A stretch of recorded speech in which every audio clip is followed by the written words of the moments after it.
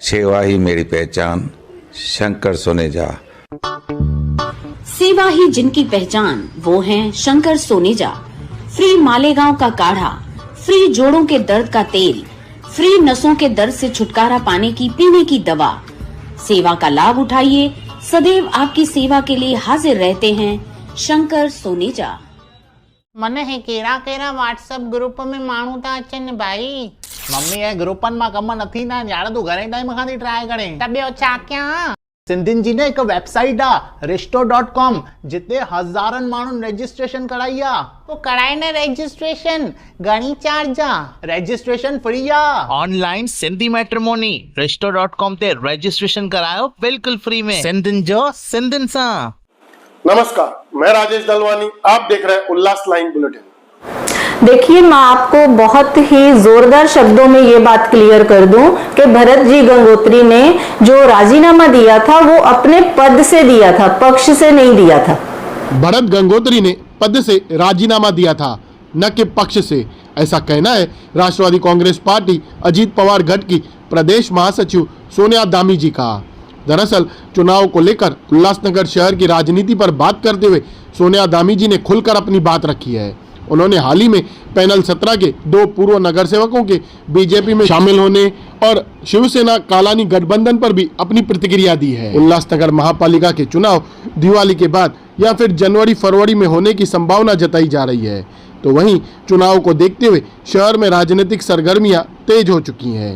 एक और उल्लासनगर बीजेपी की बात करें तो बीजेपी और कालानी टीओके के बीच जैसे राजनीतिक जंग शुरू है।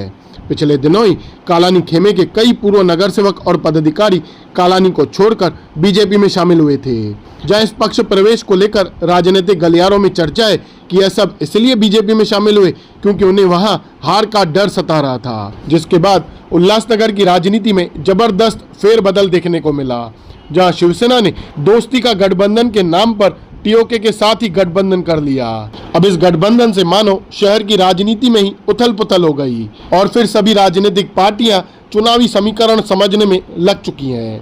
अब इस पूरे समीकरण को लेकर उल्लासनगर में राष्ट्रवादी कांग्रेस पार्टी अजीत पवार गुट की क्या रणनीति रहेगी, इस पर प्रदेश महासचिव सोनिया दामी से बात की गई तो उन्होंने क्या बताया, आइए जानते हैं। उल्लासनगर महापालिका चुनाव को लेकर शहर में चुनावी सरगर्मियां तेज हो गई हैं। हाल ही के अंदर राष्ट्रवादी कांग्रेस पार्टी के 2 पूर्व नगर सेवकों का बीजेपी में शामिल हुए थे, जिनमें एक दादा सतरामदास जेसवानी का जिक्र है और एक माधव भगाड़ी जी, जिनकी भाभी कुछ राष्ट्रवादी से नगर सेविका थी। इन दोनों के पक्ष प्रवेश को लेकर राष्ट्रवादी अजीत पवार गढ़ उनकी क्या रणनीति, आखिर क्या कमी रह गई कि आप भी सत्ता में हो, बीजेपी भी सत्ता में है, कि वो आपको छोड़कर बीजेपी में शामिल हुई? देखिए राजेश जी, मैं आपके चैनल के माध्यम से पहले तो ये क्लियर करूं कि भाई हम जब राष्ट्रवादी कांग्रेस पक्ष के अजीत दादा गुट के साथ जाने के बाद आप लोगों को भी, शहर वासियों को भी, मुझे नहीं लगता कि कभी भी ये 2 नगर सेवक उस बैनर पे दिखे होंगे। दूसरी बात ये रही कि किसी भी पक्ष में जाना, भले ही हम महायुति का हिस्सा है, पर किसी भी पक्ष में जाना या उस पक्ष में जाने का निर्णय लेना वो हर एक किसी का अपना व्यक्तिगत फैसला होता है, अपना व्यक्तिगत डिसीजन होता है। तो उन्होंने अपना वो व्यक्तिगत डिसीजन लेके वो दूसरे पक्ष में गए, पर हमारे पक्ष में तो वो ऑलरेडी थे ही नहीं पहले से ही, क्योंकि वो ऑलरेडी पहले से ही वो किसी बैनर में कभी दिखे ही नहीं है। शहर में चुनावी सरगर्मियों के लेकर काफी सारी चर्चाएं शुरू हुई है, लेकिन राष्ट्रवादी कांग्रेस पार्टी अजीत पवार गढ़ का अभी तक कुछ भी सामने नहीं आया है कि वो किस तरीके का चुनाव लड़ेंगे, कैसे गठबंधन के अंदर रहेंगे या क्या उनकी अगली रणनीति है। देखिए, बहुत अच्छी बात है कि शहर में सरगर्मियां चुनाव को लेकर तेज हो गई हैं, पर जब हम महायुति सरकार का हिस्सा हैं तो महायुति सरकार के हिस्सा होने के नाते जो भी वरिष्ठ नेताओं का आदेश आएगा उसके अकॉर्डिंगली लोकल लेवल पे काम किया जाएगा। तो अभी तक हमें अपने वरिष्ठ नेताओं का कोई इस विषय पे आदेश आया नहीं है, तो जैसे ही आदेश आएगा हम उसके रूबरू मीडिया को करा देंगे। तो अभी तक आपके पास चुनाव को लेकर कोई आदेश नहीं है? नहीं, वरिष्ठ नेताओं का अभी तक कोई आदेश नहीं है। पिछले दिनों ही 2 दिन शायद पहले ही खासदार श्रीकांत शिंदे भी शहर में आए थे, तो वहां पर भी भरत भाई देखे गए थे। तो इसे लेकर कुछ चर्चाएं शुरू है कि भरत भाई उधर देखे गए थे, खासदार ने खुद भी इस बात का जिक्र किया कि भरत भाई उधर आए थे। इसको लेकर आपके पास क्या जानकारी? देखिए, ऐसा है कि 2 दिन पहले खासदार साहब आए जो इधर अपने कार्यालय में, उस विषय पे भरत भाई को देखा गया, उसके लिए मुझे भी बहुत सारे कॉल्स आए थे, पर वो कॉल्स आने के बाद मैंने उनको कॉल करके इन्फॉर्मेशन ली। मैं ये बताना चाहूँगी कि एक तो खासदार साहब मायावती सरकार का हिस्सा हैं, तो भरत गंगोत्री जी उनको मिलने जा सकते हैं, इसमें कोई दो राय नहीं है। पर अगर वो किसी स्पेसिफिक रीजन के लिए गए तो मैंने कॉल पे उनसे पूछा था, तो उन्होंने जो मुझे रिप्लाई दिया कि भाई हम खासदार साहब के तरफ से फोन आया था उधर उनको बुलाने को, वो बात करने गए थे, बट उधर समय ऐसा था कि वो आगे कहीं निकल गए, खासदार साहब के पास समय कम था, उनको आगे कहीं जाना था, तो वो बात कर नहीं पाए, बस इतनी ही बात थी।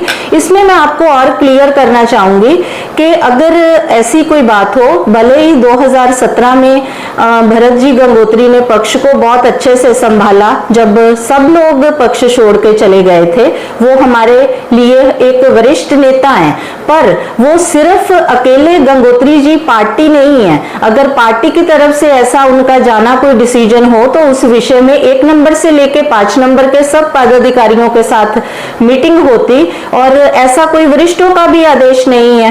तो ये सिर्फ मिलने की थी कि मायावती सरकार का हिस्सा है, वो मिलने गए और मिल नहीं पाए। मे भी उनकी आगे चल के मुलाकात हो भी सकती है, पर उस दिन उनकी कोई मुलाकात नहीं हो पाई।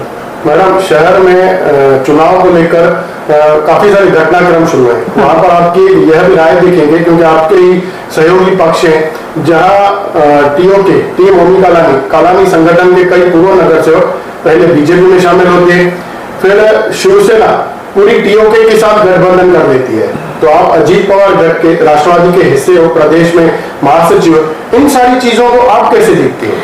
देखिए, मैं इन चीज़ों को ऐसे देखती हूँ कि अगर आप कलानी परिवार की बात कर रहे हो कि वो पर मैं जहाँ तक मेरी जानकारी है कि वो अभी विधानसभा चुनाव उन्होंने तुतारी पे लड़ा, और अगर उस तरफ से अगर शरद पवार गुट का कोई पर्सन महायुति का एक हिस्सा बन रहा है, तो हमारे लिए तो ये खुशी की बात है ना कि महायुति सरकार की ताकत बढ़ रही है, तो इसमें कोई ताजुब की तो बात है नहीं है। इसको तो मैं सिर्फ इस नजरिए से देख रही हूँ कि राष्ट्रवादी कांग्रेस पक्ष जो शरद पवार गुट है वो महायुति सरकार का हिस्सा बन गया।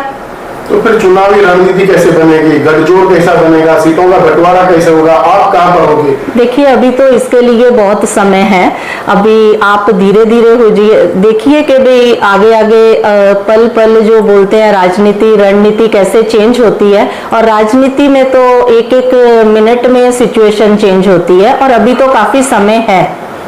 आपसे एक और सवाल जानना चाहेंगे कि विधानसभा चुनाव के समय पर भरत गंगोत्री जी ने पक्ष को राजीनामा देकर चुनाव लड़े, तो चुनाव हार गए, तो अब आपने भरत गंगोत्री के लिए यह भी बताया कि वो पार्टी के वरिष्ठ नेता है लोकल लेवल पर उल्लासनगर के हिसाब से, तो वो क्या अभी पक्ष में है?